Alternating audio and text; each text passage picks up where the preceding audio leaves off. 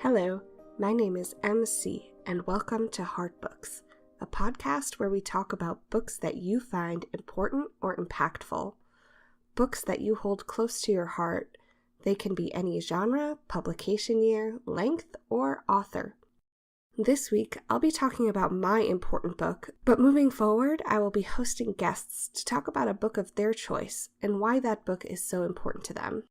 We might talk about the story behind how they got the book, how it connected to their life, or what kind of impact the book had. The overall goal of this podcast is to really explore how books connect with people and how powerful books can be in a person's life. Today, I have selfishly claimed the first episode of my podcast to be all about my most important book that I've read this year, Hunger, A Memoir of My Body by Roxane Gay. I want to provide a trigger warning before moving forward. Both my discussion of the book and the book itself talk about eating disorders, sexual traumas, and fat phobia. I am going to try to be a completely open book in this episode because that's really the kind of authenticity and depth that I would like to cultivate in this project. Hunger is a memoir and a collection of essays that covers topics related to Gay's body.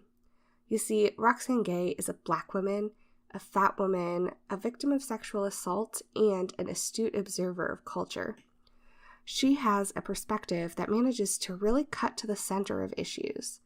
She takes on topics that are overwhelmingly big, like rape culture, fat phobia, sexism, and more, and boils them down to the personal. In this way, she manages to talk about the details of her own personal life and how her experience fits into society at large in a rich, seamless way. I discovered Roxane Gay much the same way most people did, through Bad Feminist and The Untamed State.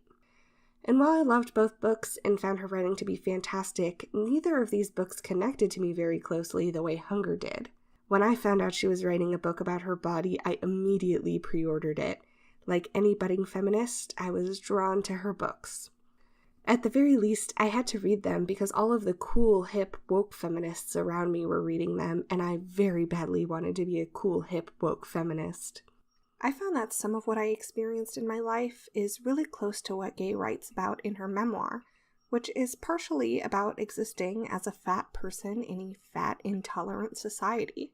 You see, I'm what Gay calls Lane Bryant fat in this book, meaning that I'm someone who doesn't fit in standard sizes. Someone who many people would consider fat in a way that means I'm somehow bad as a person. In fact, my own younger self would have been wildly prejudiced against someone who looks like my present self. And that's something that Roxane Gay talks a lot about in this book, existing as a fat person in a society that is completely intolerant of fat people. There was a time that I was not fat. And then there was a time that I became fat, and the world around me seemed to shift as that change happened to my body. For me, that change was a sign of healing from a few years of disordered eating. I had spent a few years really depriving my body, coercing it into smaller and smaller clothing, tracking calories, purging, and skipping meals. Everything kind of came to a head the summer after I graduated from high school, which was a generally shiny, wonderful summer filled with fantastic and carefree moments with longtime friends. It was the kind of summer that a young adult novel might be set in. My 3 best friends and I went to fairs, camped in my backyard, talked about boys, and spent every possible moment together. But around mid-August, I found myself in an unusual situation with unfamiliar people and wound up experiencing a trauma at the hands of a boy whose name I don't even remember. I've always told myself that as far as traumas go, it was not really a big bad one. But the truth is that there's no such thing as a small trauma. Not really. That night, my attitude toward food took a complete 180, but so did my self-esteem.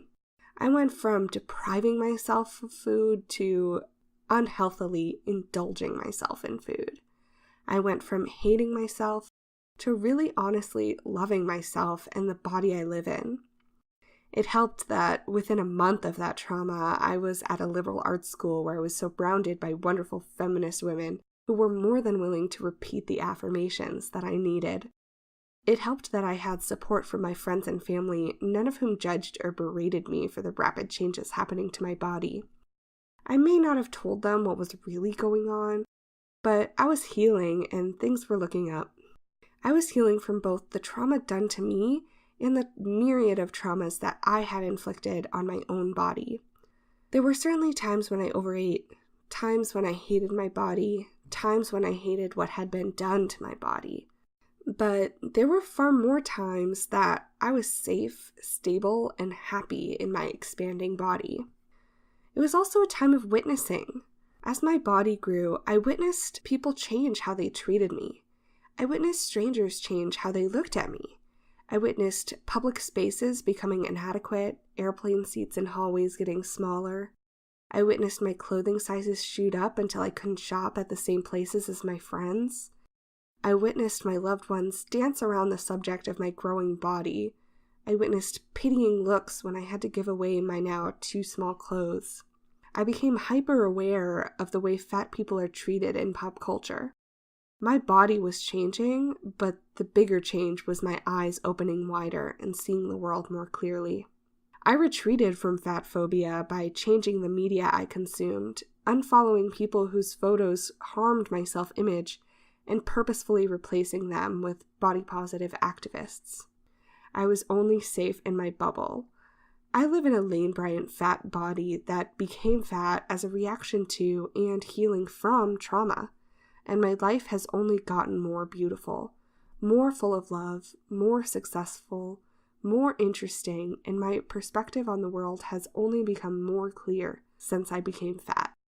That's my story, and if you've read Hunger, then you probably already understand why this is my most important book, why I've chosen it for this podcast. My story so closely, so wonderfully and terribly aligns to Gay's story. My thoughts and experiences are so related, so similar, that I almost felt like I was reading my own journal. This book made me feel understood, made me feel seen, in a way that no other book has. In this book, she recounts a sexual assault trauma that was inflicted on her in her early years, and the way it changed her relationship with her body. She ate and got bigger, and as a result, she felt safer. But it also became another way that people would judge her and impose their assumptions on her. Prejudice and fat phobia became another battlefield for her. Her story of trauma and how she relates trauma to food and her body, and her observations of the world around her, are incredibly poignant. I felt like Gay had reached out of her book and completely gutted me. I felt at once completely called out on my bullshit, meaning minimizing my trauma, and so thoroughly understood. It still baffles me that she's actually a stranger. Through this book, Gay made me feel so known without knowing me at all. I think that there's something magical in this, and that different people find it in different books, which is part of why I'm taking up this project. Really good books have the power to capture something true, and for people who have experienced that truth, reading that book can be incredible and wonderful and frightening, because what can be scarier than looking in an emotional mirror? That's what this book did for me. The way she writes about trauma, gaining weight, living in a fat body, and existing in a thin-oriented world all struck me as incredibly, almost uncomfortably true. This book was powerful to me because it articulated truths about me and my life that I had not been able to articulate. This book made me face things about my own life that I had not been able to face. It made me look at things I didn't want to look at. And it felt bad, but later it felt good. Hunger helped me make sense of my own life. It helped me see myself more clearly than I did before. It helped me see the world around me more clearly as well. The sections where she talks about pop culture are amazing, and I agree with her on all things. I focused on the personal parts of the book here, but really her cultural criticism is just as biting, revealing, and beautifully done. There are some things in pop culture, and the world in general, that I've always hated deeply, but I've not managed to articulate the extent of my distaste for. Gay managed to hold some of those things up to the light and expose the bullshit in them. This includes The Biggest Loser, clothing sizes, public spaces, the pervasive and destructive diet culture, Oprah, the obesity epidemic, or dealing with doctors in general when you're fat, the anti-fat prejudice of many kinds, from TV to personal interactions. She covers a lot in this book, and she does it all in a way that feels raw and exposes truths. I didn't know what this book would be when I picked it up, and since then, I've been basically devouring essay collections, hoping to find another experience like this, but honestly, I don't think I'll ever find anything that hits me like this. I really just want to thank her and hug her, but she explicitly said she doesn't like that, so I won't. So instead, I will leave my discussion with some book recommendations, which is something that I'll also be asking of all of my guests. Following are some of the other books that have been very important in my life. The Alchemist by Paulo Coelho, A Burst of Light and Other Essays by Audre Lorde, We Were 8 Years in Power by Ta-Nehisi Coates, A Little Life by Hanya Yanagihara, We Are Never Meeting in Real Life by Samantha Irby, 99 Stories of God by Joy Williams, Tiny Beautiful Things and Wild, both by Cheryl Strayed, both amazing, Anything Ever Written by Haruki Murakami. That's all I have today. If you have a book that you feel strongly about and you'd like to be on the podcast, please email me at heartbookspodcast@gmail.com, which is heartbookspodcast@gmail.com. You can also email me with a voice memo if you have a comment on this episode. It may be included at the end of the next episode. In my next episode, I will likely, though not for sure, given that this is a brand new podcast and I haven't worked out all the kinks, I will likely be talking to my partner Mason about The Dispossessed by Ursula Le Guin. I'm going to be reading that book this week in preparation for our discussion, and I would encourage you to do the same if you're interested. This is really a pet project of mine, and I'm not quite sure how to get it up and running, so please bear with me. I may not have a consistent schedule for a while, but I'll aim to bring you the very best content that I can. So thank you for listening. I look forward to talking about more books with you.